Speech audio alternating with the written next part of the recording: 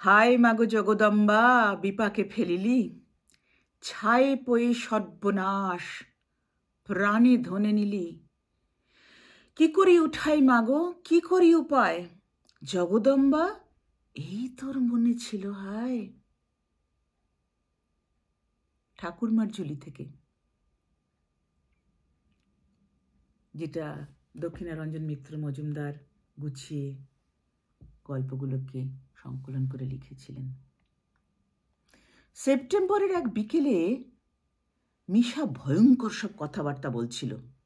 পরের দিন বিশ্বকর্মা পুজো, তাই অফিস চলছিল ঢিমে তালে। যদিও এই অফিসে বিশ্বকর্মা পুজো হয় না, কিন্তু ড্রাইভারদের সেদিন ছুটি। শুধু ছুটি নয়, আরও অনেক কিছু। তারা 200 টাকা করে বকশিস পেল মদ খাবার জন্য, এটা কোম্পানির তরফ থেকে। তাছাড়া মিঠুবাবুর সেই মোটর গ্যারেজ কোম্পানির মতো বিরাট পুজো হয় সেদিন। আমাদের মানে একটু দূর থেকে আর কি এসো কিন্তু বলে গেছে। আর ড্রাইভাররাও যাবে। বিরিয়ানি হয় ওই দিন, বিরিয়ানি। ওই এক নতুন একটা কালচার হয়েছে। কলকাতায় এসে দেখলাম, ভারতবর্ষে এসে দেখলাম সবাই খুব বিরিয়ানি খাচ্ছে। তো মদের টাকা আগেই পেয়ে গেছে তারা। বড় বড় বসেদের জন্য অবশ্য মিঠুবাবুর আলাদা ব্যবস্থা। উঁচু পয়েদের সব সাহেবরা যাবে মিঠুবাবুর বাড়িতে একটু সন্ধে করে। ড্রাইভার, মিস্ত্রি এরা যখন চলে গেছে, তখন সাহেবদের জন্য থাকবে দামি দামি মদ, উচ্চাঙ্গের সব খাবার দাবার। মদের পেছনেই আসল খরচটা। মিঠুবাবু জানে সাহেবদের কেমন করে খুশি রাখতে হয়। তারা সপরিবারে আমন্ত্রিত হয়ে আমোদ আহ্লাদ করে ওই মিঠুবাবুর বাড়িতে। সুরঞ্জনা ও আমি আমন্ত্রিত হয়েও কিন্তু বিপাকে পড়ে গেছি। আমরা ইনভাইটেড, কিন্তু ঠিক অতিথি বলতে যা বোঝায় তা নয়।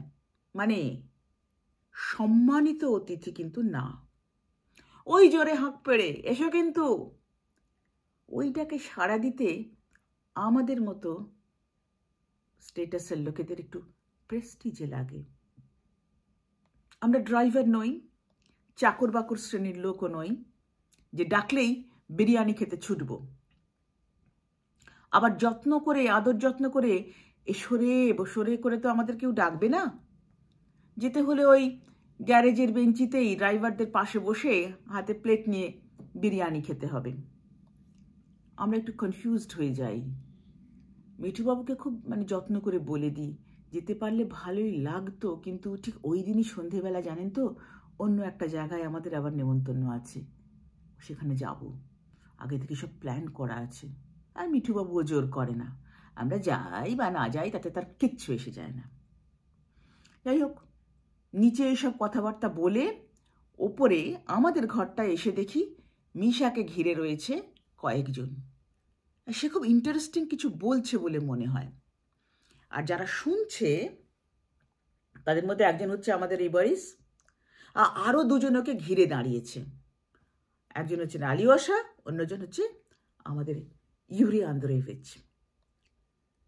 তো বারিস হাত বাড়িয়ে ডেকে নিল আমাকে ওর পাশে। হাই হাই করে একদম পাশে এসে দাঁড়ালাম। ওর পাশে হচ্ছে দাঁড়িয়ে আমি তখন দেখছি কি হচ্ছে। আর মিশা কিন্তু খুব সিরিয়াস, মুখে এক ফোঁটাও হাসি নেই। হাত ফাত নেড়ে যুক্তি সহকারে বুঝিয়ে চলেছে কাস্ট সিস্টেম কাকে বলে। এ কিন্তু আমাদের বর্ণাশ্রম প্রথার থিওরি না, আমি শুনলাম। এসব অন্য কথা হতে পারে, মিশার ওই যে গুরু প্রদত্ত বাণী আর কি, সেই সব। তো মিশা বোঝাচ্ছে যে এক ব্রাহ্মণের ঔরসে শূদ্র নারীর গর্ভে যে সন্তান জন্মায় তাকে কি বলে। কেরা অদ্ভুত নাম বলল। আমি জিজ্ঞেস করলাম, কে সব বলেছে তোকে, তোর গুরু? বলে হ্যাঁ। এমনভাবে তাকায় আমার দিকে যেন চোখের দৃষ্টি দিয়ে করে ভস্ম করে দেবে।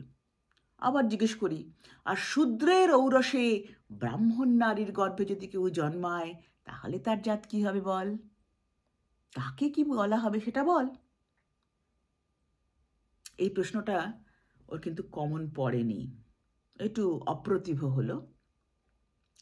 কিন্তু কিছু তো একটা ওকে বলতেই হবে, সেটাও বুঝে ফেলেছে। আমরা গোল করে দাঁড়িয়ে অপেক্ষা করছি ওর উত্তরের। এমন সময় হঠাৎ দেখি কেউ আমার হাতটা ধরেছে। চমকে দেখলাম পাশে বারিস, সেই ধরেছে আমার হাতটা। আমি তার দিকে তাকিয়ে আছি, কিন্তু সে আমার দিকে দেখছে না, তবে হাতটা ছেড়ে দিল।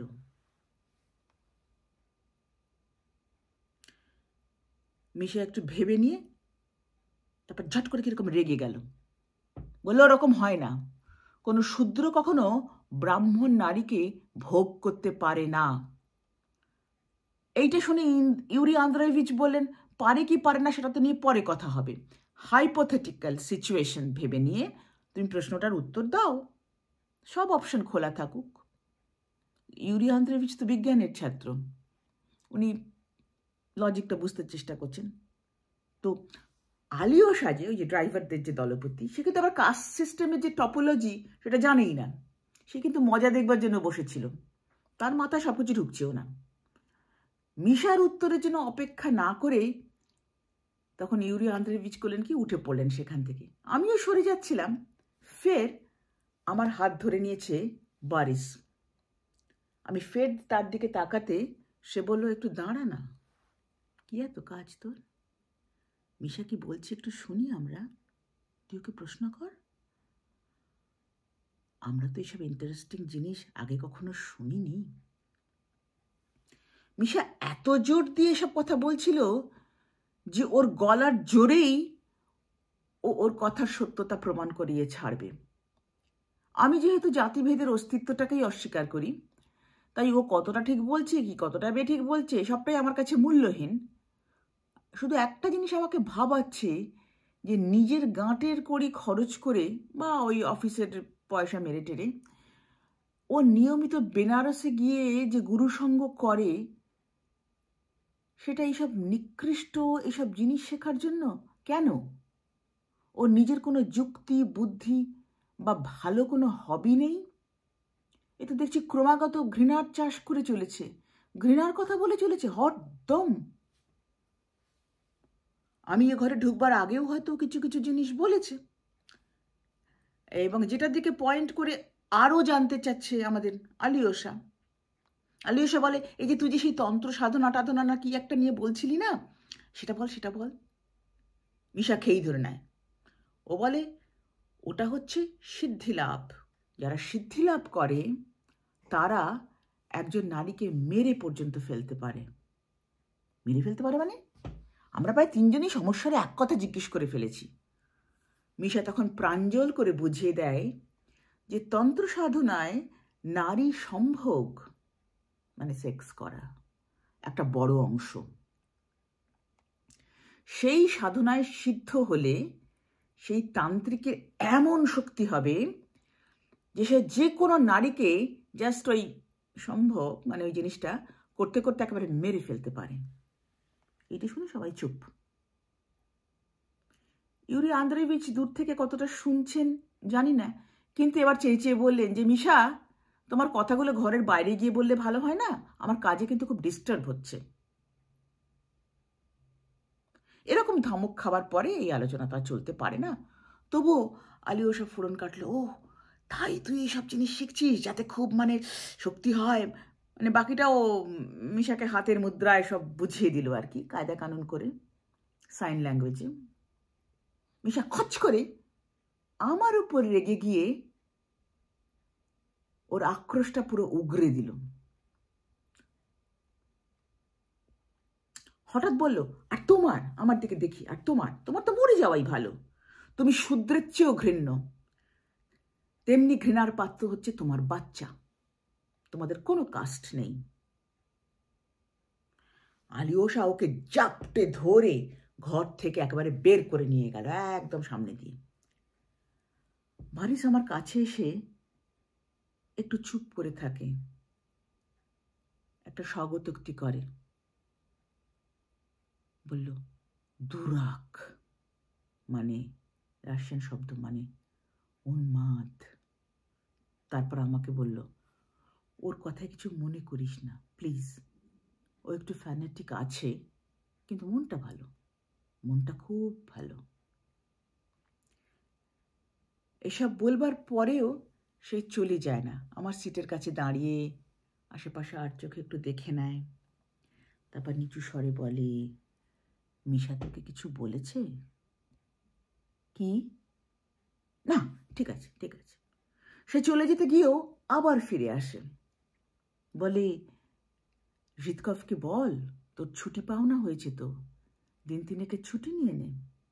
আমি তাহলে তোর টিকিটও কেটে রাখবো, কেমন, ওর কেল্লার জন্য।